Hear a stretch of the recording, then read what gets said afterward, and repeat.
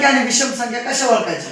तर एकक स्थानी कोणत्याही संख्येच्या एकक स्थानी जर 1, 3, 5, 7 आणि 9 या जर संख्या आल्या तर त्याला विषम संख्या म्हणायचं. आणि जर एकक स्थानी 2, 4, 6, 8, 0 जर येत असेल तर त्याला काय म्हणायचं? समसंख्या म्हणायचं. बघूया समसंख्या कशाला म्हणायचं किंवा विषम संख्या कशा ओळखायच्या.